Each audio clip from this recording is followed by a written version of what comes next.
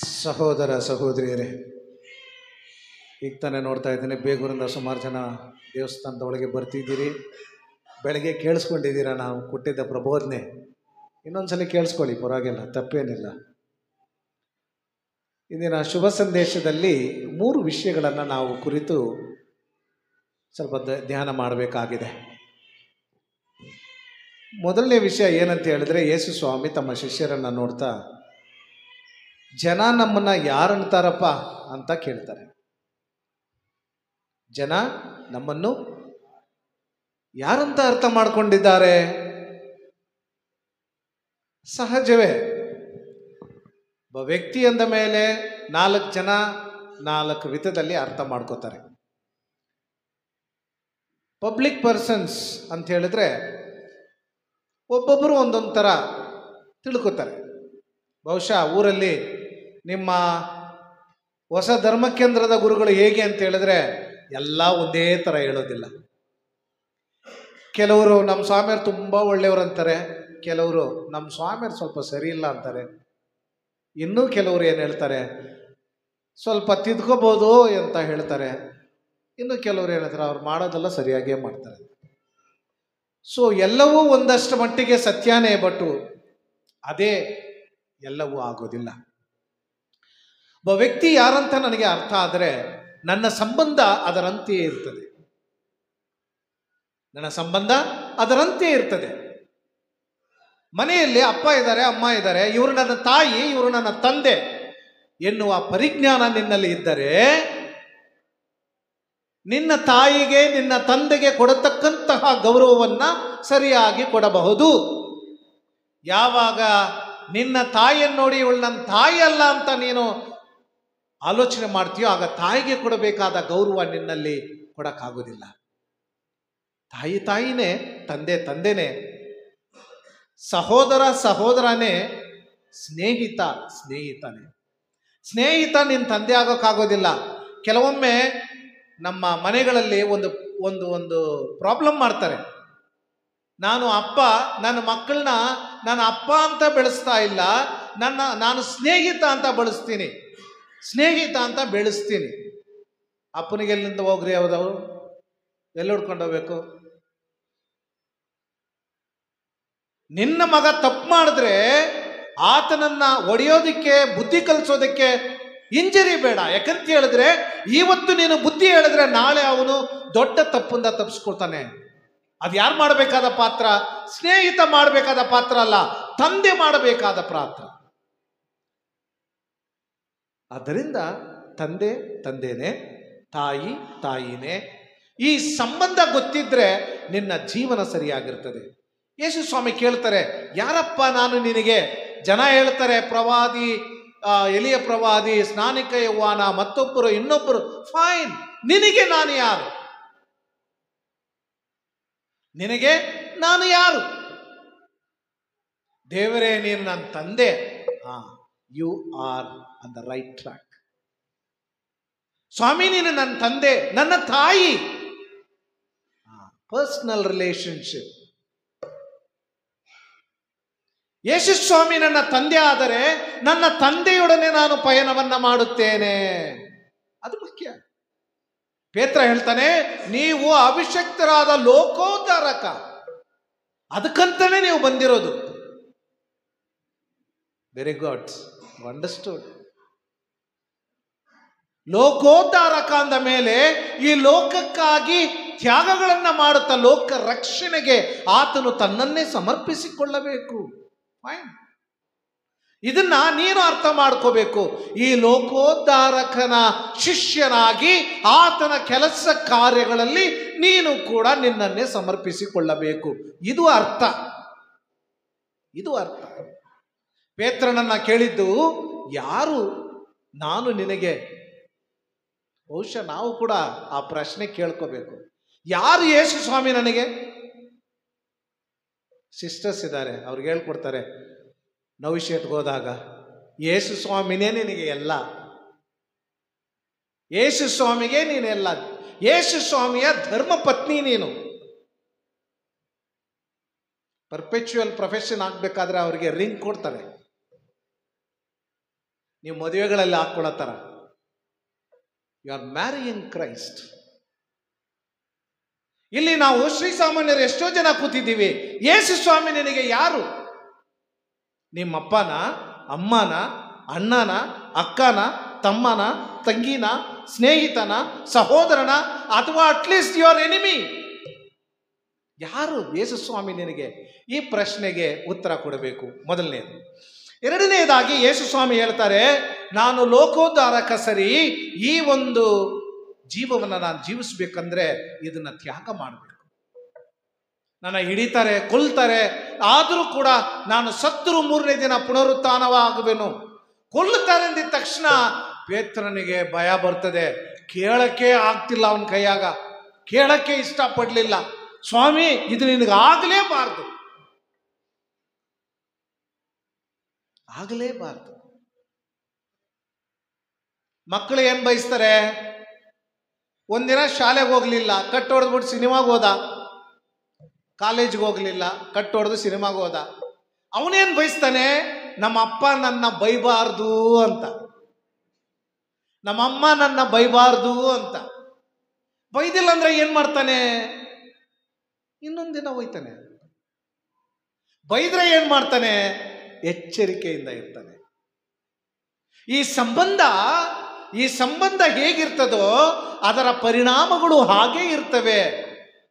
ಪೇತ್ರ ಹೇಳ್ದ, ನೀನು ಲೋಕೋದ್ಧಾರಕ ಅಂತ ಹೇಳಿದ್ರೆ ಲೋಕಕ್ಕಾಗಿ ತನ್ನ ಜೀವನವನ್ನು ಸಮರ್ಪಿಸಬೇಕು ಅಂದಾಗ ಆತನಿಗೆ ಭಯ. ಹಿಂಜರಿತಾನೆ. ಪ್ರೀತಿಯ ಸಹೋದರ ಸಹೋದರಿಯರೇ, ಇವತ್ತು ಯೇಸು ಸ್ವಾಮಿಯನ್ನ ನನ್ನ ತಂದೆ ಅಂತ ನಾನು ಯೋಚನೆ ಮಾಡಿದ್ರೆ ನನ್ನ ಸಂಬಂಧ ಹಾಗೇ ಇರಬೇಕು. ನನ್ನ ತಂದೆ ನನ್ನ ಖಂಡಿಸ್ತಾನೆ ಎನ್ನುವ ಮನೋಭಾವ ನಿನ್ನಲ್ಲಿ ಇರಬೇಕು. ಖಂಡಿಸ್ಬೇಕಾದ್ರೆ ಈ ದೇವರಲ್ಲ, ನಾನಲ್ಲ, ಧರ್ಮಸಭೆ ಬೇಡ, ಜಪ್ಸರ ಬೇಡ, ಬೈಬಲ್ ಬೇಡ ಅಂತ ಬಿಸಾಕ್ಬಿಟ್ಟು ಹೋಗೋದಲ್ಲ. ಅಂಥವನು ಒಳ್ಳೆಯ ಮಗನಾಗಿರೋದಕ್ಕೆ ಲಾಯಕೇ ಇಲ್ಲ. ಇರ್ತಾನ? ಸುಖ ಇರಬೇಕಾದ್ರೆ ನಮ್ಮಪ್ಪ ಪಾಕೆಟ್ ಮನಿ ಕೊಡಬೇಕಾದ್ರೆ ಪ್ರೀತಿಯ ತಂದೆ, ಪ್ರೀತಿಯ ತಾಯಿ, ತಿಂಗಳ ಕೊನೆಗೆ ದುಡ್ಡಿಲ್ಲ, ಅಮ್ಮನೂ ಕೊಡ್ತಾ ಇಲ್ಲ, ಅಪ್ಪನೂ ಕೊಡ್ತಾ ಇಲ್ಲ ಅಂತೇಳಿ ಅಮ್ಮನ ನಾಯಿ ಅಂತ ಹೇಳಿದ್ರೆ ಚೆನ್ನಾಗಿರ್ತದ? ಒಳ್ಳೆ ಮಗನ ಅವನು? ಮಗನಾಗಿರೋಕೆ ಲಾಯಕ್ಕಿಲ್ಲ. ಯೇಸು ಸ್ವಾಮಿ ಪೇತ್ರನ ನೋಡಿ ಸೈತಾನನೇ ಅಂತ ಹೇಳ್ತಾರೆ. ಯಾಕೆ ಹೇಳ್ತಾರೆ? ತನ್ನ ಪ್ರೀತಿಯ ಶಿಷ್ಯ ಸೈತಾನ ಅಂತಾರೆ. ತೊಲಗು, ಇದು ದೇವರ ಯೋಚನೆಯಲ್ಲ, ನಿನ್ನದು, ನಿನ್ನ ಯೋಚನೆ. ಕೆಲವೊಮ್ಮೆ ಈ ಸಂಬಂಧಗಳಲ್ಲಿ ನಾವು ನಮ್ಮ ಯೋಚನೆಗಳನ್ನ, 4 ಜನ ಮಕ್ಕಳಿರ್ತಾರೆ, ಒಂದೇ ತಾಯಿ ತಂದೆ, ಚೆನ್ನಾಗಿ ಬೆಳೀತಾರೆ. ಮದುವೆ ಆಗಿದ ತಕ್ಷಣ ದೊಡ್ಡವನೇನು ಮಾಡ್ತಾನೆ? ಅಮ್ಮನಿಗೆ ಪೆಟ್ಟಾಗ್ತಾನೆ. ತುಂಬಾ ಒಳ್ಳೆ ತಾಯಿಗೆ ದೊಡ್ಡವನ್ ಕಂಡ್ರೆ ಪ್ರಾಣ, ಚಿಕ್ಕವನ್ ಕಂಡ್ರೆ ಅಸಹ್ಯ. ಏನ್ ಮಾಡ್ತಾರೆ? ಅಪ್ಪನ ಆಸ್ತಿಯಲ್ಲಿ ದೊಡ್ಡವನಿಗೆ ಸ್ವಲ್ಪ ಹೆಚ್ಚಿಕೊಟ್ಟು ಬಿಡ್ತಾರೆ. ಬಂತು, ಅಲ್ಲಿ ದೊಡ್ಡ ಗಲಾಟೆ ಬಂತು, ಕಿತ್ತಾಟ, ಒಡೆದಾಟ, ಎಲ್ರಿಗೂ ಹೋಯ್ತು ನಮ್ಮ ಕ್ರೈಸ್ತಿಯ ಜೀವನ. ಸಂತ ಪೌಲ ಹೇಳ್ತಾನೆ, ನಿಮ್ಮಲ್ಲಿ ವಾಗ್ವಾದಗಳು ಬಂದಾಗ, ಸಮಸ್ಯೆಗಳು ಬಂದಾಗ ಧರ್ಮಸಭೆಯಲ್ಲಿ ಕೂತ್ಕೊಂಡು ನೀವು ಪರಿಹಾರನ ಹುಡುಕ್ರಿ, ಕೋರ್ಟ್ಗೆ ಹೋಗ್ಬೇಡಿ ಅಂತ ಹೇಳ್ತಾರೆ. ಯಾರು ಕೇಳ್ತಾರೆ ಸ್ವಾಮಿಯವ್ರ ಮಾತು? ಯಾರು ಕೇಳ್ತಾರೆ? ಯಾರು ಧರ್ಮಸಭೆಯಲ್ಲಿ ನನ್ನ ವಾದ ವಿವಾದಗಳನ್ನ ಮಾಡ್ತಾ ನನ್ನ ಸಮಸ್ಯೆಗಳಿಗೆ ನಾನು ಪರಿಹಾರ ಹುಡುಕ್ತೀನಿ ಅಂತ ಬರೋರು ಎಷ್ಟು ಜನ ಇದ್ದಾರೆ ಪ್ರೀತಿಯ ಸಹೋದರ ಸಹೋದರಿಯರೇ? Question mark. ಪೇತ್ರನಿಗೆ ಹೇಳ್ತಾರೆ ಸೈತಾನನ ಯೋಚನೆ, ದೇವರ ಯೋಚನೆ ಅಲ್ಲ. ಮೂರನೆಯದಾಗಿ ಯೇಸು ಸ್ವಾಮಿ ಹೇಳ್ತಾರೆ, ನನ್ನನ್ನು ಹಿಂಬಾಲಿಸಲು ನಿನಗೆ ಇಷ್ಟ ಇದ್ದರೆ, ನನ್ನನ್ನು ಹಿಂಬಾಲಿಸಲು ನಿನಗೆ ಇಷ್ಟವಿದ್ದರೆ. ಫಸ್ಟ್ ನಾನು ಅರ್ಥ ಮಾಡ್ಕೋಬೇಕು ಯಾರು ಯೇಸು ಸ್ವಾಮಿ ಅಂತ. ನನ್ನ ತಂದೆನ, ತಾಯಿನ, ಅಣ್ಣನ, ತಂಗಿನ, ಅಕ್ಕನ, ಯಾರು? ಸ್ನೇಹಿತನ? ಯಾರು ಯೇಸು ಸ್ವಾಮಿ ನಿನಗೆ? ಎರಡನೇದು, ಈ ಒಂದು ಸಂಬಂಧವನ್ನ ನಾನು ಅಳವಡಿಸ್ಕೊಂಡು ಹೋಗ್ಬೇಕಾದ್ರೆ ದೇವರ ಚಿತ್ತಕ್ಕೆ ತಲೆಬಾಗು. ನಿನ್ನ ವೈಯಕ್ತಿಕ ವಿಷಯಗಳನ್ನ ಮುಂದೆ ತರಬೇಡ. ಅನೇಕ ಸಂದರ್ಭಗಳಲ್ಲಿ ನಾವು ನಮ್ಮದೇ ಆದಂತಹ ವಿಷಯಗಳನ್ನ ಮುಂದಿಡ್ತೀವಿ. ಆದ ಕಾರಣ ಯೇಸು ಸ್ವಾಮಿ ಹೇಳ್ತಾರೆ, ನನ್ನನ್ನು ಹಿಂಬಾಲಿಸಬೇಕು ಅಂತ ಹೇಳಿದ್ರೆ ನಿನ್ನನ್ನು ಪರಿತ್ಯಜಿಸು. ಏನ್ ಪರಿತ್ಯಜಿಸೋದು? ನಾನು ಎನ್ನುವ ಆ ಪದವನ್ನ ಪರಿತ್ಯಜಿಸು. ಒಂದಷ್ಟು ಅಹಂಕಾರ, ಎಲ್ಲಾದ್ರೂ ಹೋದರೆ ನಾನು ಬಿಟ್ಟರೆ ಬೇರೆ ಯಾರಲ್ಲ, ನನ್ನ ಕುಟುಂಬದಲ್ಲಿ ನಾನಿಲ್ಲ ಅಂದರೆ ಇಲ್ಲ, ನಾನಿಲ್ಲ ಅಂದರೆ ಬೈರ್ತೀನೇ ಇಲ್ಲ. ಎಷ್ಟು ಜನ ಹೇಳೋದಿಲ್ಲ? ಸಮಸ್ಯೆಗಳು ಬಂದಾಗ ಈ ದೇವಸ್ಥಾನದಲ್ಲಿ ಕೂತ್ಕೊಂಡು ಸ್ವಾಮಿಯವ್ರ ಜೊತೆ ಚರ್ಚೆ ಮಾಡಬೇಕಾದ್ರೆ ನಾನಿಲ್ಲ ಅಂದರೆ ಬೈರ್ತೀನೇ ಇಲ್ಲ, ನಮ್ಮ ಅಪ್ಪ ಇಲ್ಲ ಅಂದರೆ ಬೈರ್ತೀನೇ ಇಲ್ಲ. ನೀನು ಇಲ್ಲ ಅಂದ್ರೂ ಬೈರ್ತಿರ್ತದೆ, ನಿಮ್ಮ ಅಪ್ಪ ಇಲ್ಲ ಅಂದ್ರೂ ಬೈರ್ತಿರ್ತದೆ, ನೀನು ಸತ್ತೋದ್ರೂ ಬೈರ್ತಿರ್ತದೆ, ನೀನು ಊರು ಬಿಟ್ಟು ಓಡೋದ್ರೂ ಬೈರ್ತಿರ್ತದೆ. ಬೈರ್ತಿಗೆ ಇತಿಹಾಸ ಇದೆ. ನೀನು ಸತ್ತೋಗಿದ ತಕ್ಷಣ ಬೈರ್ತಿ ಕಾಣದೆ ಹೋಗ್ಬಿಡುತ್ತೆ. ಈ ಮ್ಯಾಪಿಂದ ಅಂತಲ್ಲ, ಏನೂ ಇಲ್ಲ, ನೀನು ಹೋದ್ರೂ ಇಲ್ಲೇ ಇರ್ತದೆ ಬೈರ್ತಿ. ಆದರೆ ಆ ನಾನು ಎನ್ನುವ ಅಹಂಕಾರ ಎಷ್ಟು ಮಟ್ಟಿಗೆ ನಮ್ಮನ್ನ ಕೆಟ್ಟವರನ್ನಾಗಿ ಮಾಡಿಸುತ್ತೆ. ಯೇಸು ಸ್ವಾಮಿ ಹೇಳ್ತಾರೆ, ಅದನ್ನ ಪರಿತ್ಯಜಿಸ್ರಿ, ಅದನ್ನ ಬಿಡಿ. ನಿಮ್ಮ ಹೃದಯ ಆತ್ಮ ಎನ್ನುವ ಈ ಪಾತ್ರೆಯನ್ನ ನಾನು ಎನ್ನುವ ಆ ಒಂದು ಅಸಹ್ಯವಾದ ಪದದಿಂದ, ಗುಣದಿಂದ, ಮನೋಭಾವದಿಂದ ತುಂಬಿಸ್ಕೋಬೇಡ. ದೇವರ ಅನುಗ್ರಹವನ್ನ ಆ ಪಾತ್ರೆಯಲ್ಲಿ ತುಂಬಿಸ್ಕೊಳಕ್ಕಾಗೋದಿಲ್ಲ. ಪರಿತ್ಯಜಿಸು ನಿನ್ನನ್ನು, ನಿನ್ನ ಕರ್ತವ್ಯಗಳೆನ್ನುವ ಶಿಲುಬೆಯನ್ನ ಹೊತ್ಕೋ, ಅದಾದ ನಂತರ ನನ್ನನ್ನು ಹಿಂಬಾಲಿಸು. ಇದು ಆಧ್ಯಾತ್ಮಿಕ ಜೀವನ. ಸ್ವಾಮಿ ಓಕೆ ಎಲ್ಲ ಮಾಡ್ತೀವಿ, ಯೇಸು ಸ್ವಾಮಿ ನನಗೆ ಒಂದು ಬಂಗಲೆ ಕಟ್ಕೊಡ್ತಾರಾ? ನೋ. ಅನೇಕ ಸಂದರ್ಭಗಳಲ್ಲಿ ಮನುಷ್ಯ ಮುಖ್ಯತ್ವವನ್ನು ಕೊಡೋದು ನಶ್ವರ ವಿಷಯಗಳಿಗೆ, ಶಾಶ್ವತವಾದ ವಿಷಯಗಳಿಗೆ ಅವನು ಯಾವಾಗಲೂ ಹಿಂಜರಿತಾನೆ, ಯಾವಾಗಲೂ ಒನ್ ಸ್ಟೆಪ್ ಬ್ಯಾಕ್ವರ್ಡ್. ಅವರ ಮಕ್ಕಳಾಗಿ ನಾವು ಬಾಳಬೇಕು ಅಂತ ಹೇಳಿದ್ರೆ ಇದೇ ವಿಧಾನ. ಯಾರು ನಿನಗೆ, ದೇವರು ನಿನಗೆ ಹೇಳುವ ವಿಷಯ ಏನು, ನಾನು ನನ್ನನ್ನೇ ಪರಿತ್ಯಜಿಸಿ ನನ್ನ ಶಿಲುಬೆ ಹೊತ್ಕೊಂಡು ಅವ್ರನ್ನ ಹಿಂಬಾಲಿಸಬೇಕು. ಇವೇ ಅಡಿಪಾಯ. ಈ ವಿಶ್ವಾಸದ ಜೀವನ ಸತ್ಕಾರ್ಯಗಳಿಂದ ತುಂಬಿರಬೇಕು ಎನ್ನುವುದನ್ನ ಇಂದಿನ 2ನೇ ವಾಚನ ಸಂತ ಯಾಗಪ್ರ ಹೇಳ್ತಾರೆ. ಸತ್ಕಾರ್ಯಗಳು. ಕೆಲವರು ಕೇಳಿದಾರ, ಬಾಯಿ ಮಾತಲ್ಲೇ ಬಿರಿಯಾನಿ ತಿನ್ನಿಸ್ಬಿಡ್ತಾರೆ. ಇದಾರಾ? ಮಾಡ್ಬಿಡೋಣ, ಇನ್ನೇನು, ಅಲ್ಲಪ್ಪ ಮಗನಿಗೆ ಮದುವೆ ಮಾಡಬೇಕು, ತುಂಬಾ ಕಷ್ಟ, ಹಣ ಇಲ್ಲ, ಮಾಡ್ಬಿಡೋಣ ಎಲ್ಲ ಸೇರಿ, ಇನ್ನೇನು ಅವನೇನಾದ್ರೂ ನಂಬ್ಕೊಂಡು ಮಗಳನ್ನ ಕರ್ಕೊಂಡು ಹೋಗ್ಬಿಟ್ಟ ಅಂತ ಹೇಳಿದ್ರೆ ಅಷ್ಟೇ, ಅಲ್ಲೆಲ್ಲಾದ್ರೂ ಬಾವಿಗೆ ಬಿದ್ದು ಅಥವಾ ನೇಣ ಹಾಕೊಂಡು ಸತ್ತ ಬಿಡ್ಬೇಕು. ಬಾಯಲ್ಲೇ ಬಿರಿಯಾನಿ ತಿನ್ನಿಸ್ತಾರೆ, 5 ಪೈಸೆ ಬಿಚ್ಚಲ್ಲ. ಅದು ನಿಜ ವಿಶ್ವಾಸ ಅಲ್ಲ. ಪ್ರಿಯ ಸಹೋದರ ಸಹೋದರಿಯರೇ, ಕೆಲವ್ರನ್ನ ನಾವು ನೋಡಿರ್ತೀವಿ, ದೇವಸ್ಥಾನಕ್ಕೆ ಬಂದ್ಬಿಡ್ತಾರೆ, ಮಂಡಿ ಹಾಕಿ 2 ಕರಗಳನ್ನ ಚಾಚಿಬಿಟ್ಟು ಪ್ರಾರ್ಥನೆ ಮಾಡ್ತಾರೆ. ಕೈಯಲ್ಲಿ ಏನಿದೆಯೋ ಇಲ್ವೋ ಜಪ್ಸರ ಇರ್ತದೆ. ಆಚೆ ಹೋಗಿ ನೋಡಿ, ಒಂದು ಮಾತು, ಒಳ್ಳೆ ಮಾತು ಬರಲ್ಲ ಅವ್ರ ಬಾಯಿಂದ. ಒಬ್ಬರಿಗೆ ಎಂಜಲ ಕೈಯಲ್ಲಿ ಕಾಗೆ ಓಡಿಸಲ್ಲ. ಅಂಥವರು ನಿಮ್ಮ ವಿಶ್ವಾಸ ಎಲ್ಲಿದೆ? ನಿಮ್ಮ ಪ್ರಾರ್ಥನೆಯ ಅರ್ಥ ಏನು? ಪ್ರೀತಿಯ ಸಹೋದರ ಸಹೋದರಿಯರೇ, ಯೇಸು ಸ್ವಾಮಿ ನನ್ನ ತಂದೆ, ಆ ಸಂಬಂಧದಲ್ಲಿ ದೇವರು ನನ್ನನ್ನು ಎಷ್ಟು ಮಟ್ಟಿಗೆ ಆಶೀರ್ವದಿಸುತ್ತಾರೆ. ನನ್ನದೇನ್ನುವ ಯಾವುದೂ ಇಲ್ಲ ಈ ಸಂಬಂಧದಲ್ಲಿ, ಅವರು ನನ್ನನ್ನು ಮುನ್ನಡೆಸುತ್ತಾರೆ. ಅಂತಹ ದೇವರ ಮಕ್ಕಳಿಗೆ ನಾನು ಒಬ್ಬ ಹಸಿವಿನಿಂದ ಇದ್ದಾನೆ ಅಂತ ಹೇಳಿದ್ರೆ, ಅವನಿಗೆ ಒಂದೊತ್ತು ಊಟ ಕೊಡೋದಕ್ಕೆ ನನಗೆ ಮನಸ್ಸು ಇಲ್ಲ, ಕೈ ಬರಲ್ಲ ಅಂತ ಹೇಳಿದ್ರೆ ಎಂತಹ ಮಗಾರಿಯ ನಾನು ದೇವರಿಗೆ. ಯಾರು ಬಯಸಿದ್ರು ನೀನು ನನಗೆ ಮಗನಾಗಿರ್ಬೇಕು ಅಂತ, ನಿನ್ನ ತಂದೆಗೋಸ್ಕರ ಒಂದು ಕೆಲಸ ಮಾಡೋದಕ್ಕೆ ನಿನ್ನಿಂದ ಆಗ್ತಾ ಇಲ್ಲ. ನಿನ್ನ ತಂದೆಯ ಮಕ್ಕಳಾದ ಇನ್ನೊಬ್ಬನ ಬಗ್ಗೆ ಒಳ್ಳೆಯ ಮಾತುಗಳು, 2 ಮಾತುಗಳು ನನ್ನ ಬಾಯಿಂದ ಬರ್ತಿಲ್ಲ ಅಂತ ಹೇಳಿದ್ರೆ ಆ ತಂದೆಗೆ ಎಂಥ ಮಗ ನಾನು ಅಲ್ವಾ? ನಾನು ದೇವ್ರ ಮಗ, ದೇವ್ರ ಮಕ್ಕಳು, ನಾವು ಯೇಸು ಸ್ವಾಮಿಯ ಮಕ್ಕಳು ಅಂತ ಹೇಳ್ಕೋಬಾರ್ದು.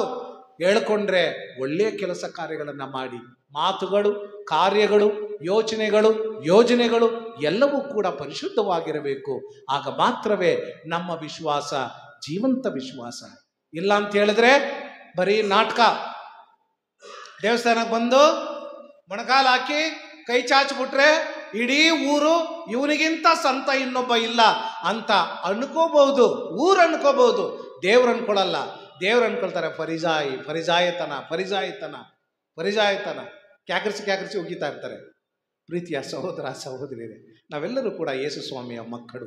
ಅವರು ನಮಗೆ ತಂದೆ ತಾಯಿ. ಆ ತಂದೆಗೆ ತಾಯಿಗೆ ತಕ್ಕ ಮಕ್ಕಳಾಗಿರಬೇಕು. ಅದು ನಿಜವಾದರೆ ಒಳ್ಳೆಯ ಕೆಲಸಗಳು ನಿಮ್ಮದಾಗಲಿ, ಒಳ್ಳೆಯ ಮಾತುಗಳು ನಿಮ್ಮದಾಗಲಿ, ಒಳ್ಳೆಯ ಜೀವನ ನಿಮ್ಮದಾಗಲಿ. ತಂದೆಯಾದ ದೇವರು ನಿಮ್ಮೆಲ್ಲರನ್ನು ಆಶೀರ್ವದಿಸಲಿ. ವಿಶೇಷವಾಗಿ ಈಗ ಎರಡನೇ ಪ್ರಬೋಧನೆ ಕೊಡಬೇಕು, ಟೈಮ್ ಆಗಿದೆ. ಆದರೂ ಕೂಡ ಒಂದೆರಡು ಮಾತುಗಳು.